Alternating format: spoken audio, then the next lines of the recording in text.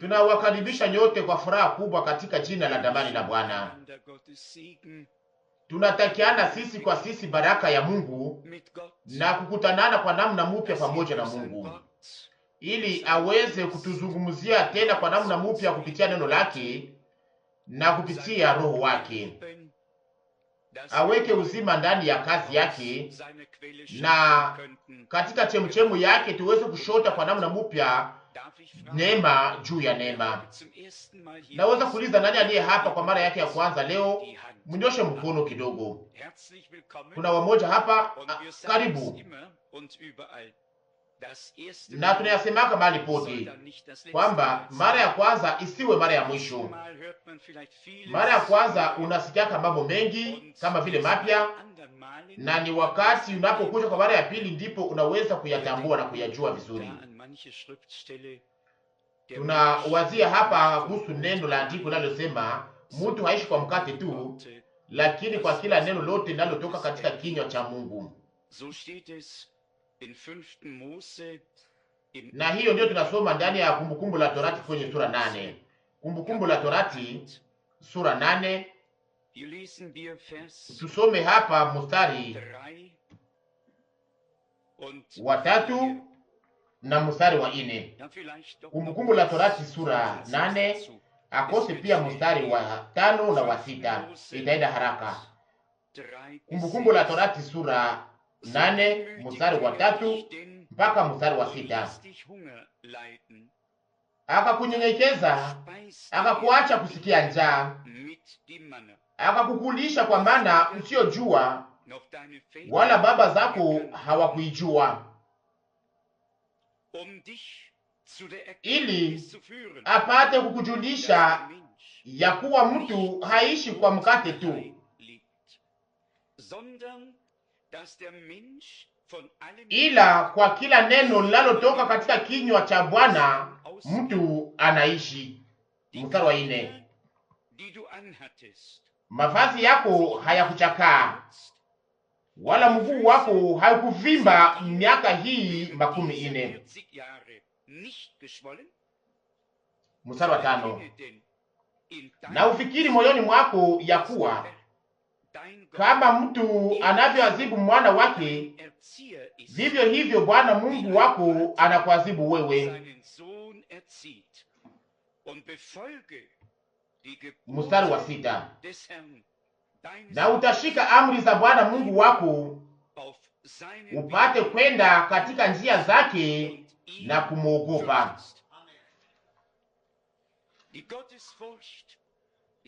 Uoga wa Mungu ndiyo mwanzo wa hekima ya kiungu.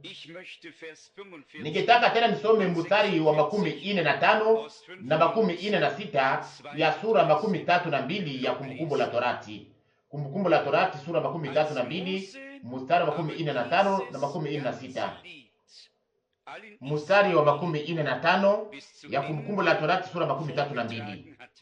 Musa akamaliza kuambia Israeli wote maneno haya yote. Mstari wa 46 akawaambia, wekeni moyoni mwenu juu ya maneno yote ambayo ninawashuhudia ninyi leo, ambayo mutaagiza wana wenu, ili waangalie kufanya maneno yote ya Torati hii. Na kisha kuna kuja mstari wa 47, kwa maana si kitu bure kwenu, maana ni maisha yenu, na kwa njia ya neno hili mutafanya siku zenu kuwa nyingi juu ya nchi, pahali munapovuka Yordani ili kuirithi. Andiko ngapi ninaweza kusema juu ya maneno haya? Na naamini kwamba tumekwisha kuelewa ni kitu gani kinachohusika. Inahusu neno la Mungu ambalo ndani yake munajificha kwa upande moja mpango wote wa ukombozi wa Mungu wetu, na mahali inafunuliwa kwa upande mwingine.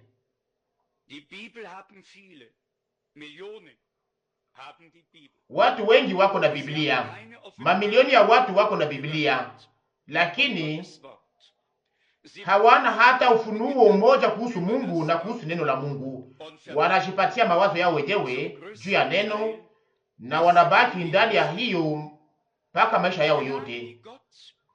Lakini neema ambayo Mungu anapatia walio wake inakuwa ya kumjua, kuelewa mpango wake kwa ajili ya wanadamu na kuweza kushika kwa moyo neno kama vile tulivyosikia na kusoma kupitia ufunuo, na kisha waweze kuongeza kitu fulani juu ya neno lake au kuweza kupunguza kitu fulani, lakini kuweza kuliacha kama vile lilivyo ndani ya hali ambayo Mungu aliyoliweka ndani. Leo tunaweza kuwa na mazungumzo ndani ya nyumba hii pamoja na ndugu fulani, na naamini kwamba kwa ajili yetu sisi ambao tulio hapa, kitu moja kilionekana kwetu kuwa na umuhimu tena mpya,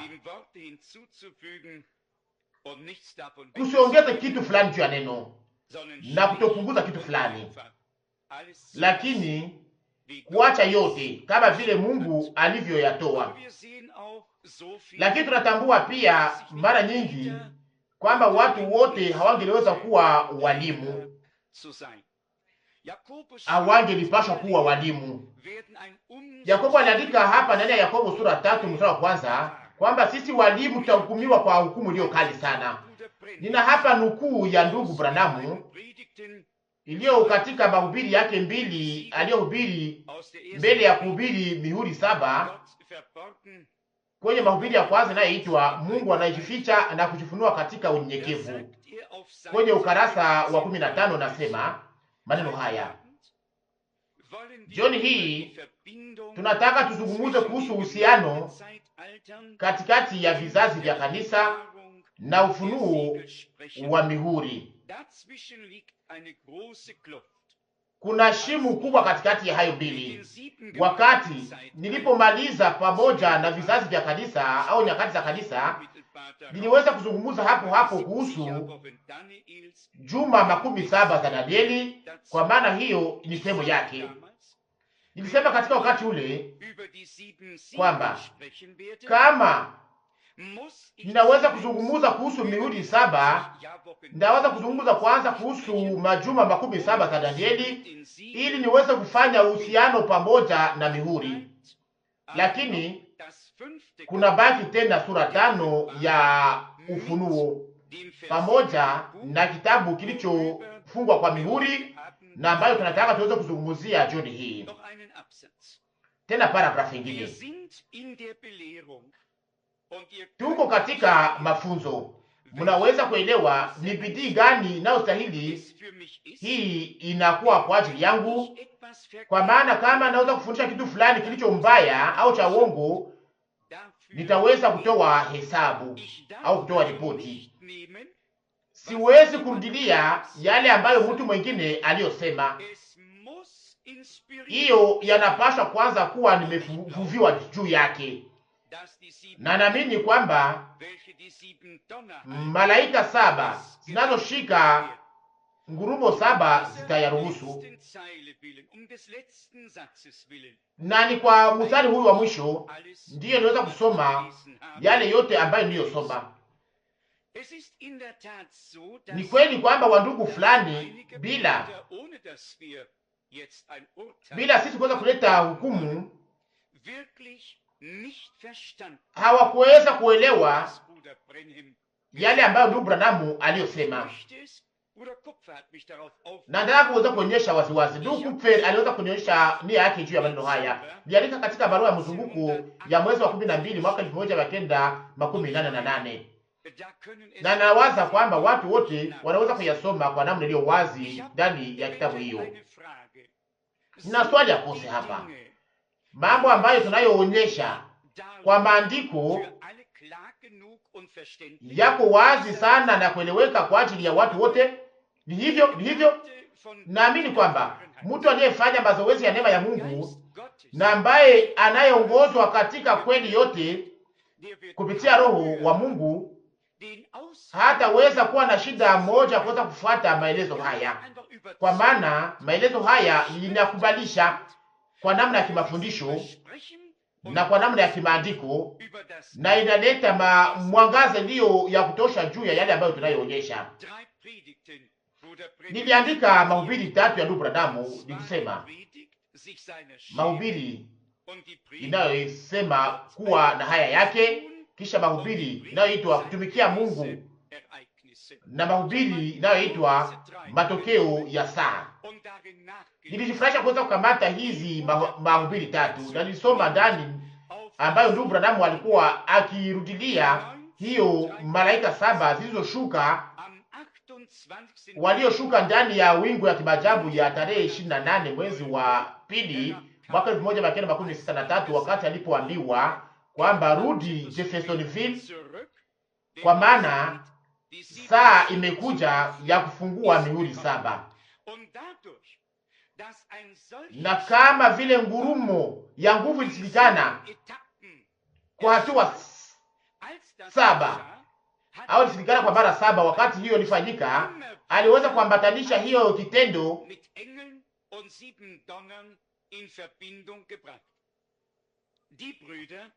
kwa wamalaika na kwa ngurumo 7. Na wandugu ambao wasiokuwa makini na ambao wasioweza kuingia katika kilindi cha mambo hayo wanasikia tu ngurumo 7, na hapo wanarukia mara moja katika Ufunuo sura 10 na wanaanza kutoa masauti za ngurumo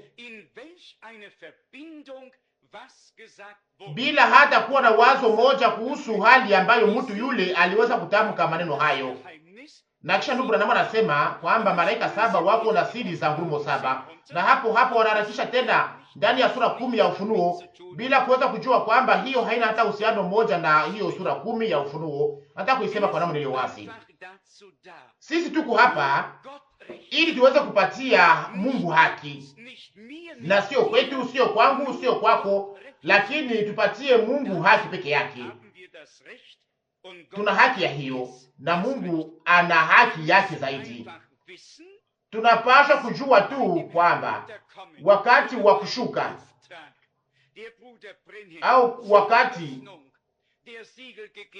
inapohusu kazi iliyopewa kwa ndugu Branham mbele ya kufunuliwa kwa mihuri 7, Ufunuo sura 10 haingeweza kuwa imekwisha kutimilika, kwa maana ndani ya Ufunuo sura 10 Bwana anakuja kama vile malaika wa agano, na anakuwa na kitabu kilicho wazi katika mkono wake. Mbele ya kufunuliwa kwa mihuri 7 kulikuwa hakuna kitabu katika mkono wake, ikiwa kimefunguliwa au kinafungwa. Inaomba kuheshimia hiyo mpango wa maandiko matakatifu na kuweza kujua ni katika utaratibu gani wa kiungu mambo hayo yanapaswa kutembea ndani. Hapa ndugu Branham anasema inabaki tena sura 5 ya Ufunuo pamoja na kitabu kilicho ndani mihuri. Nikisema kitabu kilikuwa kingali kinafungwa kwa mihuri katika siku ile tarehe 17 mwezi wa 3, wakati alipoanza kuhubiri mahubiri haya ya mihuri. Ndani ya Ufunuo sura 10 kitabu hiyo inafunguliwa, na si malaika 7 ambao nao kuja pamoja na kitabu kilicho wazi, lakini Bwana yeye mwenyewe ndiye anakuja kama vile malaika wa agano akiwa na kitabu kilicho wazi, na kisha anaweka mguu wake kwenye udongo na juu ya bahari, na anatangaza kwamba wakati hautakuwa tena. Naamini kwamba hii ni lazima sana, kwa maana kama vile nimesha kusema, katika mahali hapa ndani ya heshima ya Mungu tuna kazi moja tu, ni kugawa kwa namna njema neno la Mungu na kupatia Mungu haki, kumpatia haki katika mambo yote. Ni kweli kama mtu fulani anaweza kulinganisha hali au maneno katikati yake na anaweza kujua kama inamaanisha nini, na hapo sasa yote itafanyika vizuri. Lakini nitasimama juu ya maneno haya ambayo iliweza kuzungumziwa kwa muda mfupi leo. Ninajionya mimi mwenyewe kwa sababu sikuweza kusema mengi. Lakini kwa upande mwingine, kweli za Biblia hazitangaziwaki katika mabishano, lakini ndani ya mahubiri, na si ndani ya mazungumzo, lakini kupitia utangazaji ulio wazi, ndani ya hali iliyo wazi ya neno la Mungu. Na hapo sasa, wale wote ambao leo na masikio kwa ajili ya kusikia wasikie yale ambayo Roho anaambia kanisa. Ndani ya andiko hii ya Ufunuo sura 10, nasoma tu mstari huu ili utuonyeshe yale ambayo iliyokuwa imefunguliwa au iliyokuwa imesemeka iliweza kuwekwa muhuri pia. Ufunuo sura 10 mstari wa 4. Hata ngurumo 7 zilipotoa sauti zao, nilikuwa tayari kuandika. Nikasikia sauti toka mbinguni ikisema, tia muhuri juu ya maneno zilizosema ngurumo 7, usiandike. Usiandike. Nataka kuweza kuonyesha na kumalizia haya. Wakati ndugu Branham anazungumza kuhusu ngurumo 7, ikiwa hiki na kile, hapo analinganisha au anazungumza kuhusu mazoezi ya hizo sauti za ngurumo zilizofanyika. Mnajua kwamba miti na mizizi yake iliongolewa, kwamba miamba ilipasuka, kwamba mawe yaliweza kuruka kutoka kwenye mlima. Ilikuwa ni mazoezi iliyo ya ajabu sana. Eneo yote iliweza kutikisika kuhusu yale yaliyofanyika huko. Na ndugu Branham alipiga mara 7 kwenye madhabahu, akasema ni hivi ndivyo ngurumo 7 zilizosikilisha sauti zao nyuma ya ingine. Tukazia tena mara moja. Haikukuwa ngurumo 7 za sura 10 za Ufunuo, lakini hayo yalifanyika ikiwa katika uhusiano pamoja na kitendo iliyofanyika wakati wingu ya kimaajabu ilipoonekana na alipopokea agizo ya kurudi Jeffersonville ili azungumuze kuhusu mihuri 7. Na waza kwamba nastahili kuambia hiyo yote, kwa maana tunasikiaga mambo mengi, na kisha wanauliza swali kama katika mahali hapa tunaamini kwa moyo wetu wote huduma ya ndugu Branham 100%, lakini tunaamini 100% pia kwamba tunapaswa kurudisha yote ambayo aliyofundisha, tunarudisha juu ya maandiko matakatifu, na hapo ndipo tunatafuta na tutapata yakini yetu. Na hiyo ndiyo ndugu Branham aliyosema.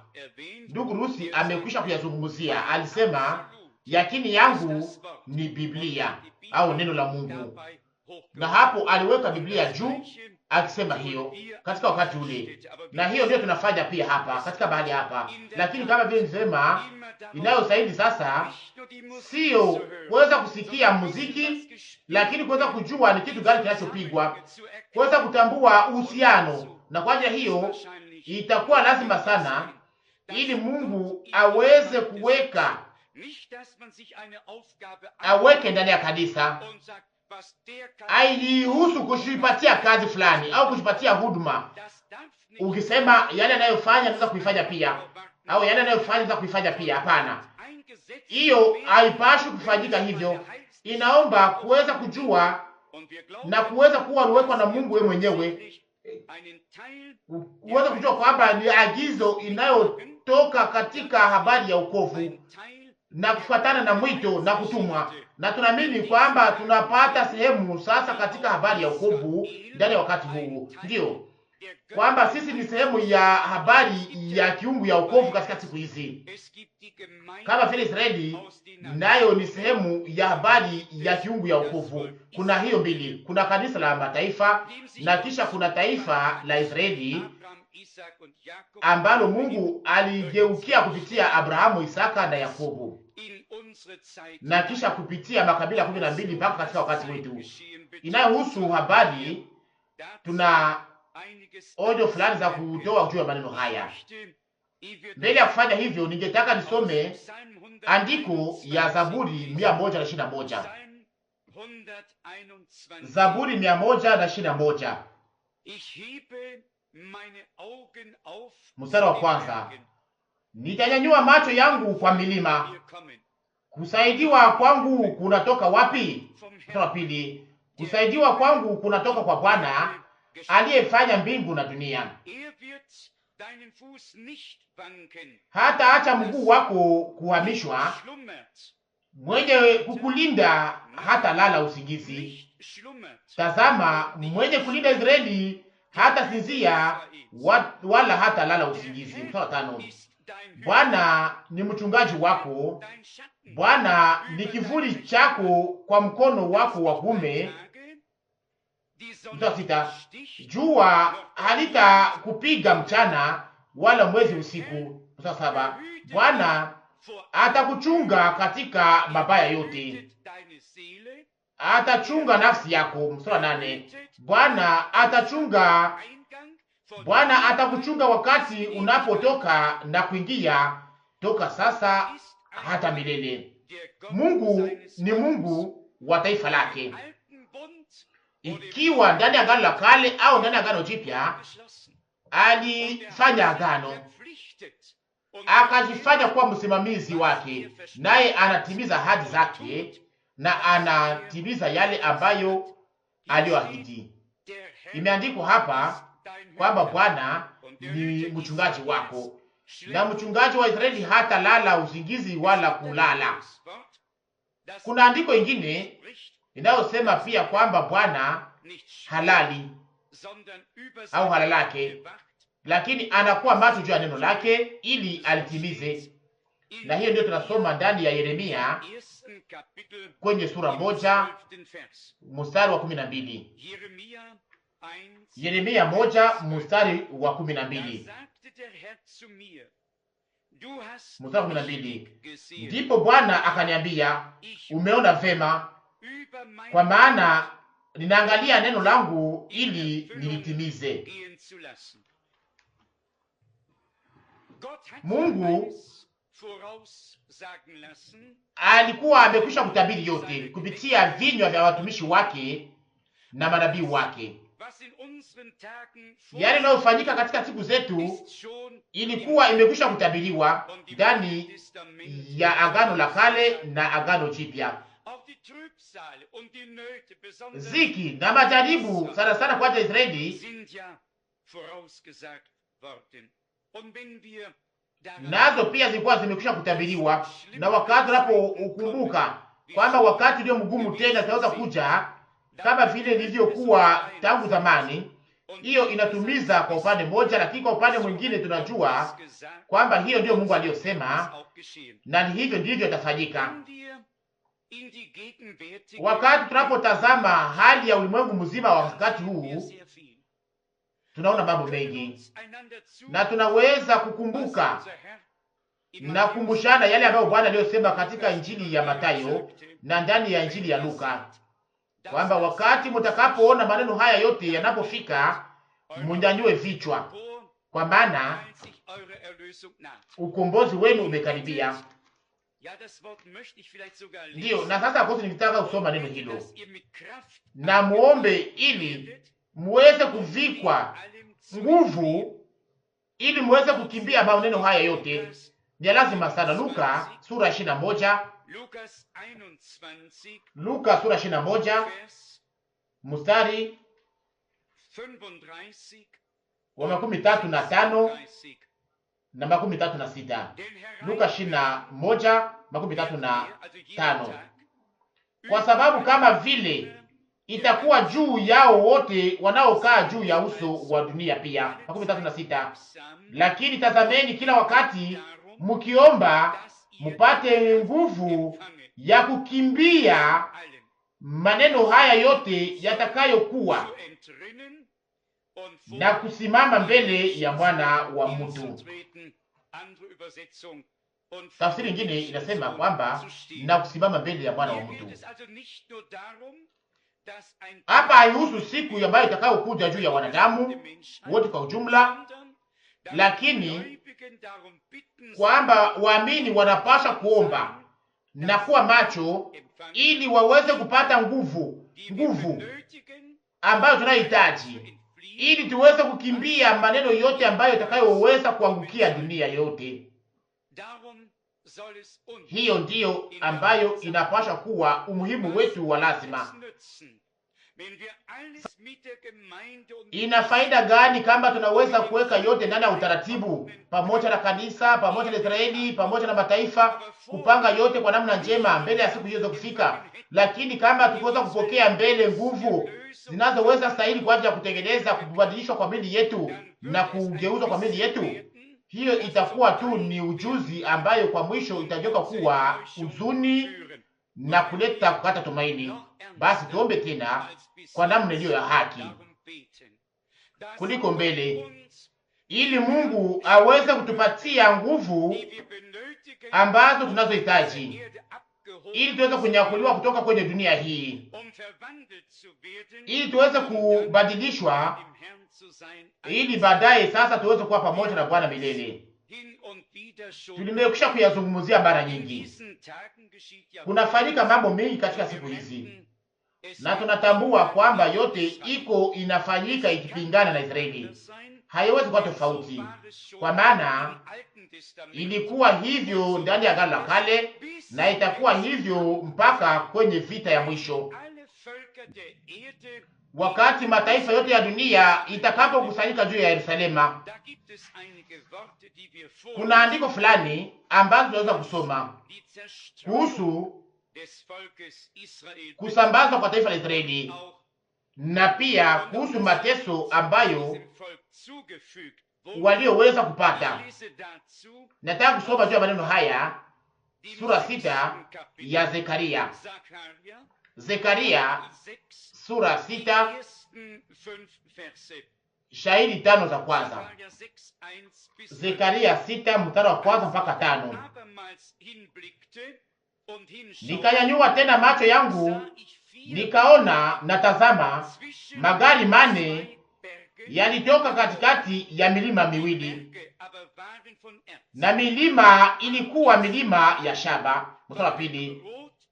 Ndani ya gari la kwanza farasi wekundu, na ndani ya gari la pili farasi mweusi, na ndani ya gari la tatu farasi mweupe, na ndani ya gari la ine farasi ya rangi ya majivu na ya hudhurungi. Mwekundu, mweusi, mweupe, majivu. Na maanisha hiyo ya tatu inachanganya ndani yake. Hii inakumbusha nini? Mihuri ile ya kwanza, farasi moja, mpanda farasi mweupe, mwekundu, mweusi, mweupe, na kisha kuna kuja hiyo ya majivu. Hizo tatu za kwanza zinachanganywa ndani. Inahusu wale wapanda farasi wanne na wale hiyo farasi na yale inayoambanishwa na hayo. Tazama inaandikwa hapo. Naendelea na kusoma hapa kwenye mstari wa 4. Zekaria 6 mstari wa 4. Halafu nikajibu nikamwambia malaika ambaye alisemezana nami, hawa ni nini bwana wangu? Mstari wa 5. Malaika akajibu akaniambia, hawa ni pepo ine za mbingu zinazotoka katika kusimama mbele ya Bwana wa nchi yote. Mutambue hapa matamshi haya kwamba hizo pepo ine. Tuingie katika Ufunuo 7. Ufunuo sura 7 mstari wa kwanza. Ufunuo sura 7 mstari wa kwanza. Nyuma ya maneno haya nikaona malaika wane wakisimama katika pembe ine za dunia, wakizuiza pepo ine za dunia, upepo usivume juu ya dunia, wala juu ya bahari, wala juu ya mti wowote. Tunajua kwamba hii haina uhusiano kwamba leo kuna upepo kali au kitu fulani kile cha kuvuma, lakini hapa inahusu mambo mengine ya hukumu. Hapa tunatamka matamshi ya unabii, lakini hapa inahusu hukumu, na hii inaonyeshwa waziwazi kwenye mstari wa 2 na wa 3. Nataka kusoma mstari wa 3 sasa. Ufunuo 7. Ufunuo 7 mstari wa 3. akasema, msizuru dunia wala bahari wala miti hata nitakapokwisha kuwatia muhuri watumwa wa Mungu wetu juu ya vipaji vya nyuso zao. Ni kusema hakupashi kuwa kubomolewa au uharibifu juu ya watu wote kama kuwekwa muhuri haijafanyika. Tunaingia katika Efrat, mahali hayo yote yanafanyika, na mahali ambapo Saddam Hussein iko anatumikisha mamlaka yake. Ufunuo sura 9 mstari wa 13 na ndiyo akose mstari wa 14. Ufunuo sura 9 mstari wa 13 na mstari wa 14, 13 na 14. Malaika ya sita akapiga baragumu, nikasikia sauti moja ilitoka katika zile pembe za madhabahu ya dhahabu iliyo mbele ya Mungu, ikimwambia yule malaika ya sita aliyekuwa na baragumu, fungua malaika wane waliofungwa katika mto mkubwa wa Efrati. 15. Wale malaika wane wakafunguliwa, waliowekwa tayari kwa ile saa na siku na mwezi na mwaka, ili waue sehemu moja ya watu, sehemu moja ya tatu ya watu. Tazama inafanyika sasa hapa, mahali ambapo mabaya yanatawala, mahali ambapo kunakuwa chuki iliyo ya uwaji juu ya Israeli. Hizo roho zinazofungwa zinaonekana hapo hapo, lakini hawawezi kutimiza yale ambayo wanaweza kutimiza. Hata pia umbo nao foka kama inafungwa haiwezi kuleta shida kubwa, inabaki ikifungwa mpaka siku, mpaka saa ambayo sasa malaika wa sita atakapopiga baragumu yake. Mbele ya hayo mabaya haiwezi kufikia Israeli. Na mnaona tulisema nini tangu mwanzo? Wakati hiyo vita ilipoanza, watu wote walikuwa wakiogopa kwamba masilaha za shimiki zinaweza kutumikishwa, lakini wakati haijafika kwa ajili ya hiyo. Itatumikishwa au silaha hizo zitatumikishwa kulingana na Zekaria 12, kwamba wakati wa vita ya mwisho, Zekaria 14 mstari 12. Na ni hapo sasa ndipo macho ya watu yataoza na kuanguka katika vitundu vyao na ulimi yao itaharibika. Zekaria 14:12. Na hiyo haitafika Israeli, itafikia wale ambao watakaoweza kushambulia Israeli. Naomba kusoma andiko hiyo kwa makini sana, mweze kujua namna gani semeka katika neno la unabii. Inayotuhuzunisha sana sisi ambao tulio na makarti au vyeti vya Ujerumani, ambao sisi ambao tulio wa taifa la Ujerumani, ni sana sana ni wa Jerumani ndio walioweza kutengeneza hizo magazi na kutengeneza hizo maviwanda huko ili waweze kupata pesa nyingi. Hii inatuumiza sana, inatuhuzunisha sana, kwa sababu tungali katika kumbukumbu letu wa Yahudi waliowekwa katika magazi katika Russia 3 na iliyofanyika huko. Ulimwengu mzima uliweza kusema kwa maneno tu wakiwa na huzuni. Tunaishi ndani ya nchi, lakini kama vile nchi zingine hatuko kwa nafasi ya kwanza katika nchi ya dunia hii. Mji wetu uko katika mbingu. Tuko wenyeji wa Mungu na wanamemba wa jamaa ya Mungu. Na ijapokuwa yale ambayo watu wanaofanya, watu wafanya biashara na watu wa pesa wanatuumiza sana, kwa upande mwingine pia tunashukuru kuhusu yale yaliyofanyika juma iliyopita. Wasimamizi wa siasa walijipanga kwa upande wa Israeli kama vile haijawahi kufanyika katika nchi nyingine ndani ya dunia. Marekani kwa nafasi ya kwanza na kisha Ujerumani kwa nafasi ya pili. Tunafurahi sana kwa ajili ya hiyo, kwa maana mtu anayebariki Israeli atabarikiwa na Mungu. Nina yale ambayo itakuwa kama vile funzo ya kuwazia kwa watu wote, kitabu inayoitwa Papa na Arafat. Hii yote iweze kuwa kweli 100% au hapana, lakini mbona kuacha hiyo pembeni. Tazama yale ambayo wanaoandika hapa.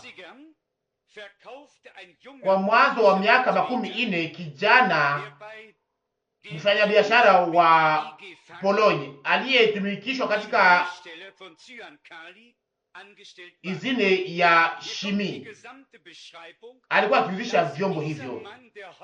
Tazama maelezo inayokuwa ya ujumla inayohusu yule mtu anayetawala huko Vatikani. Aliweza kuchukua hiyo sumu mpaka Auschwitz. Sikuiandika hii, waliweza kunitumia hii kitabu tu. Tuliona nini tena? Tulitambua hii kwamba Wayahudi wako na bembeleza Vatikani ili iweze kuwatambua. Umetambua hii? Hawajui yale wanaofanya. Kwa upande mwingine, andiko nalo linapaswa kutimilika katika hali hii kwamba agano itafanyika. Lakini wakati itakapofanyika kutabaki tena miaka 7. Na hiyo miaka 7 itafanyika nyuma ya unyakuo. Sasa mara ngapi unyakuo unaweza kuwa huko karibu sana? Kama hii matokeo yote ya kisiasa yako unapata sura yake mbele ya macho yetu, tunayaona sisi sote kwa namna iliyo wazi sana, na hii kufika na itafanyika. Kwa maana sio Arafati ambaye anayekwenda na kurudi kwa papa, lakini wakubwa wote, ikiwe Waislamu, Wahindu au wale wote, wanaenda na kurudi wote huko kwa papa. Tulisema nini? Na neno la Mungu natuambia nini? Ni muji mkubwa ambao unaotawala juu ya wafalme wote wa dunia. Ufunuo 17:18. Na sio New York, na sio Moscow. Miji hiyo yote iko na shida sawa, lakini mtu anayetengeneza watu wale ni kusema wa Jesuit mahali pote. Mnaweza kuona mahali pote wa Jesuit wako naingizwa ndani ya maeneo za Wayahudi na mahali pote, ili waweze kuweka misingi yao. Watu ambao wanaojulishwa vizuri wanajua kwamba yale yote inafanyika. Nasema mambo haya ili niweze kuvuta nia yetu juu ya mambo ambayo tujue kwamba tunafika sasa katika sehemu ya mwisho ya wakati wetu, na mwito inakuja sasa: ninyi taifa langu, tokeni katikati yao, mukatengwe nao na msiguse kitu kichafu. Inapaswa kutumwa tena zaidi na zaidi kwa nguvu na kwa namna iliyo wazi. Wakorintho wa pili sura 6:14. Na tunahitaji hizo mahabari tuweze kujua ni mahali gani shida iko kweli, ikiwa kwa kanisa au kwa ajili ya Israeli, ili tuweze kujua ni mahali gani adui iko aliyejiapia au aliyejitangazia.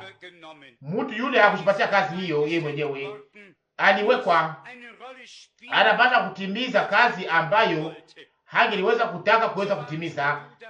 Lakini ilikuwa hivyo hivyo kwa ajili ya Yuda, na ilikuwa hivyo hivyo kwa ajili ya watu wengine ambao wangepaswa kutimiza kazi yao, wakifungwa kwa namna moja au kwa namna nyingine, pamoja na matokeo ambayo ilikuwa ikiambatanishwa na hayo. Kuna kitu moja ambayo tunapaswa kuonyesha tena: kilo yote ya dini, ya uchumi na ya siasa ya dunia yote itajiunga huku ndani ya Ulaya inayozaliwa, inayoundwa na hii mapatano ya Roma na makao hapa na huko. Hatuna hitaji ya kuweza kuyaonyesha kwa namna mingi, lakini hapa ndipo mambo yote yatafanyika, na hivyo tunaweza kushuhudia kwa uhakika kama vile nimekwisha kuyasikilizisha hapa sasa hivi kwamba ni hapo ndipo kunafanyika siasa ya ulimwengu, na siku itakuja ambamo papa atapata uruhusa kwa ajili ya taifa ya Wayahudi waweze kujenga hekalu lao. Wanasema leo kwamba ni mji ya madini matatu kubwa, ya Uyuda, ya Ukristo na Uislamu.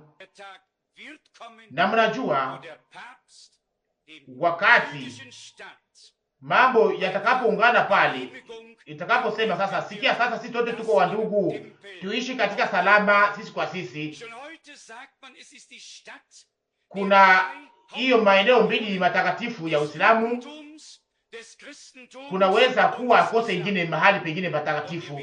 Nasema hiyo kwa sababu inaandikwa ndani ya Ufunuo sura 11 kwamba mupime hekalu la Mungu na wale walio ndani, lakini msipime uwanja, kwa maana itawekwa kwa wapagani au mataifa. Nataka kuwasomea hiyo katika wakati gani hii inaandikwa hapa. Inaandikwa ndani ya Ufunuo 11 mstari wa 2,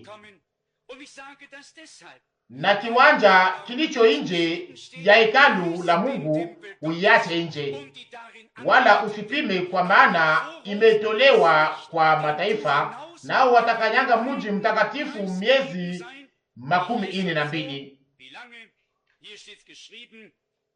Miezi 42 inalingana na miaka ngapi? Miaka 3.5. Na hapo sasa ndipo agano litavunjwa, na wale 1144 watatambua Kristo kama vile Masia, na watatambua mpinga Kristo ambaye atakayekuja huko ili aweze kuzindua hekalu, na atakaa kama vile yeye ni Mungu ndani ya hekalu. Amekwisha kutengeneza vazi kwa ajili ya hiyo, kanzu nyeupe, akose ya rangi nzuri. Na hapo sasa ndipo kutakuja hiyo kuvunjika kwa mapatano hiyo. Nasoma neno ndani ya Danieli iliyo lazima sana juu ya maneno haya, wakati dhabihu itakapoweza kuvunjwa na chukizo itakapoweza kuwekwa, ndani ya sura 11 Danieli 11, na kisha kuna kuja mstari 13 shahiri ya lazima sana, Danieli 11:13.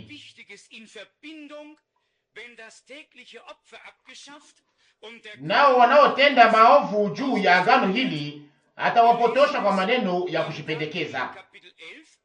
Atasemaka lugha ya kila mtu, kwa sababu anajua zaidi ya lugha 50. Ataambia Uislamu inayowapendeza kusikia, na atafanya hivyo kwa ajili ya wengine wote. Inasema hapa mstari 13, nao wanaotenda maovu juu ya agano hili atawapotosha kwa maneno ya kushipendekeza. Lakini taifa la wale wanaojua Mungu wataweza kutenda kwa namna iliyo ya haki.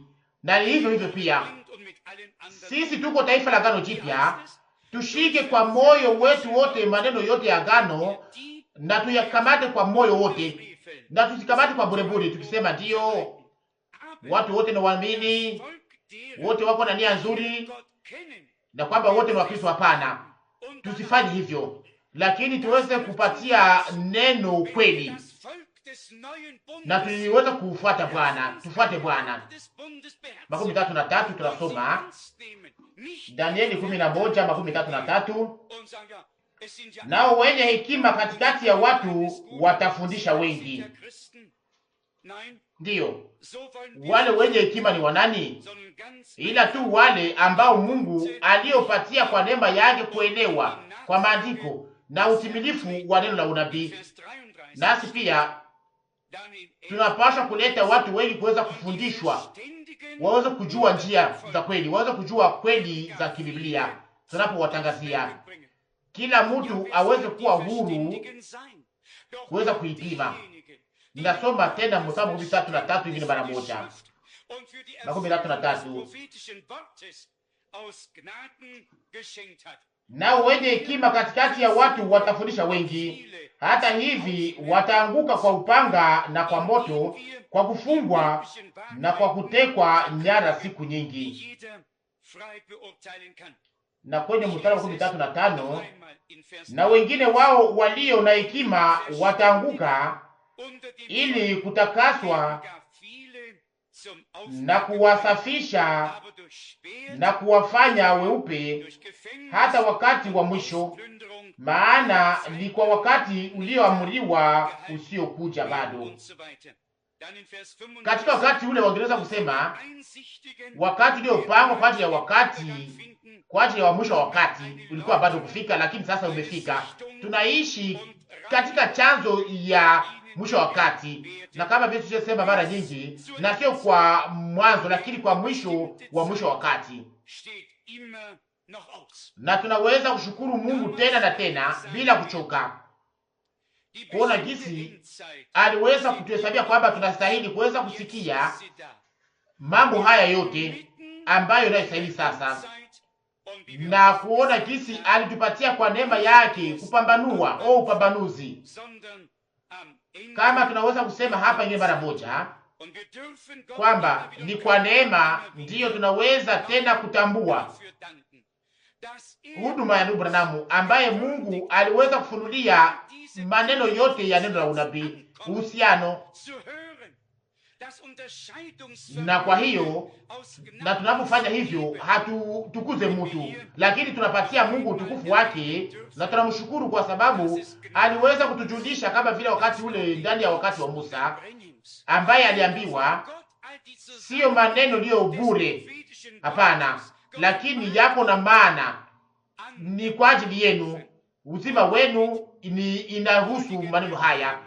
Kumbukumbu la Torati 32:47. Hii ni maneno yetu, si matafsiri, lakini neno la Mungu lilo hai, lilofunuliwa kutoka kwenye kiti, ambalo nalofanya tofauti. Neno hili limekuwa uzima wetu na sio matafsiri. Kwa ajili ya wamoja, ujumbe wa Mungu unakuwa kama vile una maana, na hawatambue pia kwamba wanazungumza kuhusu Roho Mtakatifu, lakini wanaachwa wakichukuliwa na roho ya wakati na kundi, wanachukuliwa na roho ya wakati na kundi ya watu. Ni kweli, kila mtu yuko na sura yake ya utawa. Tuiseme waziwazi ngine mara moja, mtu asiyesikia sasa yale ambayo Roho anaambia kanisa na anayotangaza kupitia ufunuo wa kiunabii, mtu ambaye asiyesikia Kristo anayetembea katikati ya vinara 7 vya dhahabu, anapaswa kusikia yale ambayo mpinga Kristo anayotangaza, na watu hawataweza kuyatambua, lakini watawaza kwamba ni kitu fulani kilicho cha lazima sana. Hapana, sio kitu fulani cha lazima. Hiyo ndiyo udanganyifu ndio mkubwa na saa ya jaribu ambayo inapasha kuangukia ulimwengu mzima. Kristo iko hapa na Kristo iko huko, wanasema hivyo, na watu wote wanataka kuweza kwenda mbinguni. Watu wote wanapaswa kuwa na Mungu mmoja na Baba mmoja. Imeandikwa ndani ya Biblia yangu kwamba yeye ni baba ya wale wote wanaoitwa kwamba ni wana. Na sasa kama tuko wana wa Mungu, tuko warithi wa Mungu na warithi pamoja na Yesu Kristo. Nani ambaye aliye mwana au msichana wa Mungu? Ni mtu ambaye aliyezaliwa na Mungu, aliyezaliwa upya kwa ajili ya tumaini iliyo hai. Kwa maana kwa namna dunia hii ndiyo tulizaliwa katika mwili, na kilicho cha mwili na damu haviwezi kurithi ufalme wa Mungu. Hapana, tulizaliwa na tukazaliwa kwa namna upya kwa sura ya Yesu, kupitia roho na mbegu ya kiungu ya neno. Na hapo sasa Mungu anakuwa baba yetu, na tunaweza kuomba katika ukweli wote na uwaki wote: Baba yetu uliye mbinguni, jina lako litukuzwe. Ni lazima sana ili tuweze kuweka utaratibu katika mambo haya, na kwa sababu tunakazia juu ya mambo haya, acha isemeke tena ngine mara moja kwamba wale wote ambao wanaotuchekelea kwa sababu tuko wajinga sana, kwa sababu tuweza kuamini mtu, walishidanganya. Hatukuamini mtu, tulitambua, na hiyo ni kwa neema, kuona jinsi Mungu aliweza kutuma watumishi wake katika wakati uliopita na katika wakati huu. Na Bwana wote alisema, mtu anawasikia ananisikia mimi, na yule anawapokea ananipokea. Mathayo 10:40, Luka 10:16. Na yule anayenipokea anapokea yeye aliyenituma. Na Yesu alisema, kama vile Baba alivyonituma na mimi pia ninawatuma. Na wakati kunapokuwa kutumwa kwa kiungu na kazi ya kiungu, tunapaswa kuwa na heshima na kusikia yale ambayo Mungu anayotaka kutuambia kupitia mjumbe ule na yule mtumishi. Kwa kumaliza, turudi juu ya andiko ambayo tuliyosomewa, barua ya kwanza ya Yohana. Kama kila shairi, kila neno linaloonyeshwa hapa inakuwa ya dambani sana, ambayo tunaweza kusimamia juu yake, iliyokuwa tangu mwanzo. Yohana wa kwanza sura 1 mstari wa kwanza. Muyaseme ninyi wenyewe. Kuliweza kuwa ufunuo wote ulio mpya kwenye ujumbe wa kiungu? Hapana. Neno la zamani na siri zilizokuwa zimefichwa ndani ya neno zilifunuliwa, lakini hakuna kitu kilichoongezewa juu ya maandiko. Kwenye mstari wa kwanza, Yohana wa kwanza sura 1 mstari wa kwanza. Neno lililokuwa tangu mwanzo, ambalo tulilisikia, ambalo tuliliona kwa macho yetu, ambalo tulitazama na kupapasa kwa mikono yetu, kwa habari za neno la uzima. Mstari wa pili, na uzima ulifunuliwa, nasi tumeona na tunashuhudia na tukahubiri kwenu ule uzima wa milele. Kuna andiko nyingi za Biblia zinazoyashuhudia. Ndani mwake mlikuwa uzima, na uzima ilikuwa nuru ya watu. Alisema, mimi nilikuja ili niwapatie uzima, na uzima kwa wingi. Alitamka maneno haya, maneno nawaambia ninyi ni roho na uzima, na maneno hayo hayatarudi bure, lakini yatatimiza siku zote na kila wakati yale ambayo nilitumwa. Ndani ya siku hizi tuna heri kuona jinsi Mungu atupatia kuweza kusikia neno la kweli la Mungu. Kwa ajili ya wengi hii inaonekana kama vile mpya na kushangaza, lakini imeandikwa hapa, na heri mtu ambaye anaweza kukubali Mungu ndani mwake mwenyewe na kupatia haki. Hakuna mtu anaweza kuambia ndani mwake mwenyewe na kusema, oh, najua yote hayo na kose pia kuliko vizuri. Kuna neno la nabii Isaya bali kunaandikwa, na wewe pia ulikuwa hayajui mbele. Isaya 48 mstari wa 7. Inaomba kufikia kuweza kujifungua ili uweze kupokea yale ambayo Mungu anayotaka kutupatia. Tumbalizie. Mwisho wakati umefika. Unafika kwa mwisho wake. Kwa upande mmoja, kwa ajili ya kanisa la mataifa, na kisha kutakuja saa ya Israeli, kama vile Isaka sema mara nyingi hapa sasa hivi pia huko Israeli, na mambo haya yote imekwisha kusonga mbele sana. Sasa mara ngapi kuja kwa Bwana inapaswa kuwa iko karibu sana. Tunajua sote kwamba wakati unafika kwa mwisho wake. Hakuna mtu anaweza kusema kuna baki muda tena gani. Tuonyeshe ingine mara moja yale ambayo tuliyosoma ndani ya Luka sura 21. Tunapashwa kuomba kwa moyo wetu wote na kwa uhakika. Tuombe Mungu atupatie nguvu zitakazobadilisha mili yetu zinazokufa, nguvu za Mungu. Hata hiyo nguvu moja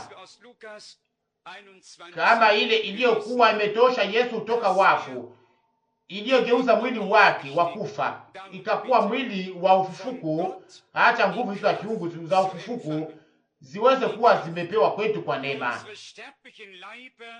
ili mili yetu inayokufa iweze kubadilishwa pia na ifanye kuwa hai, na tuweze sasa kuingia ndani ya utukufu pamoja na wale ambao waliotutangulia na watakaofufuka kwanza. Acha Bwana Mungu atupatie hiyo sisi sote kwa neema, na atubariki sisi sote kama vile alivyofanya siku zote na atakayofanya siku zote. Aweke nguvu neno lake ndani ya kila mmoja wetu, na atupatie kupitia Roho Mtakatifu ushuhuda kwamba si mtu ambaye anayefundisha watu wengine, lakini Mungu peke yake ndiye anayefundisha kupitia neno lake, kupitia ufunuo wa Roho, kulingana na neno la andiko linalosema kwamba wote watafundishwa na Mungu, na hakuna mtu atakayekuwa na hitaji ya kufundisha jirani yake. Acha Bwana Mungu wetu asifiwe na kutukuzwe kwa ajili ya milele wote. Amina. Tusimame na tutukuze Bwana. Bwana Mungu wetu, tunakusifu kwa ajili ya hili ya kuweza kutukusanyisha chini ya kusikia neno lako, neno ambalo unalotuambia si neno la watu lio ndani akili, lakini ni neno linalo amuru la Mungu kwa taifa lako, neno la agano. Bwana, tunakusifu kwa ajili ya hiyo na tunakutukuza.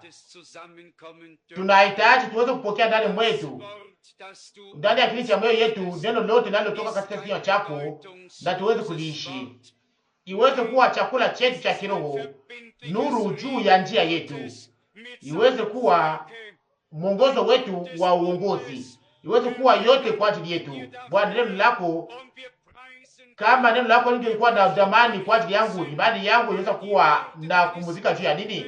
Lakini nakuomba niweze kuweka neno lako katika matendo. Bwana, tunakushukuru kwa ajili ya uyote, kwa moyo wote, kwa sababu ndani ya kizazi chetu uliweza kuwa na nabii wa neno, mtu wa Mungu, mtu wa Mungu, Bwana mpendwa, ambaye uliyeweza kuzungumzia na kuweka kweli za Biblia juu ya kinara cha taa. Una taifa hapa duniani, una wachaguliwa ambao wanaosikia yale ambayo Roho anaambia makanisa. Bwana, uwe wa rehema kwa ajili yetu, utuhurumie. Endelea kuzungumza na kutenda kupitia Roho Mtakatifu wako, na utupatie nguvu zako, nguvu za kuvuka na kukimbia maneno yote itakayoangukia dunia, ili tuweze kusimama mbele yako. Bwana mpendwa, sote pamoja tunakuletea wale wote ambao walio na mashaka kwa ajili ya wenyewe, au pamoja na neno linalohubiriwa. Tuna wakuonyesha Bwana mpendwa, tushughulikie, uwe wa rehema, kutupokee, uwe wa rehema kwa ajili yetu. Fungua mioyo yetu na akili yetu, na utupake kwa nguvu za Roho Mtakatifu. Utuongoze ndani ya kweli yote.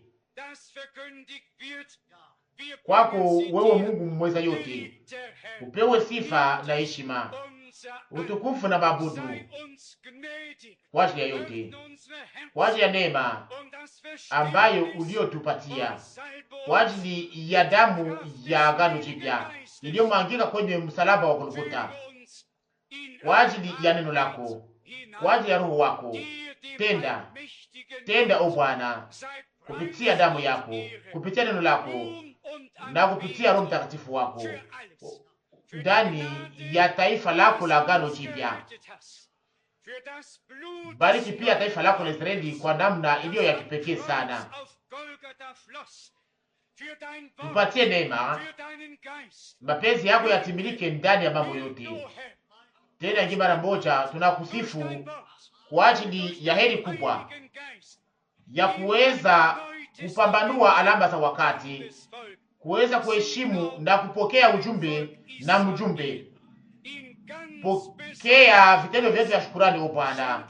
Pokea shukurani yetu ya kilindi inayobubujika kutoka mioyo yetu na kutoka vinywa vya kila mmoja wetu. Kila mwenye pumzi asifu Bwana. Haleluya, haleluya, haleluya. Na taifa lote liseme amina, amina, haleluya, amina.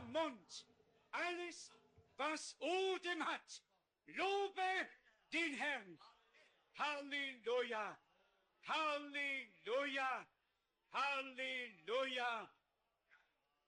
Und alles Volk sage Amen. Amen. Halleluja. Amen.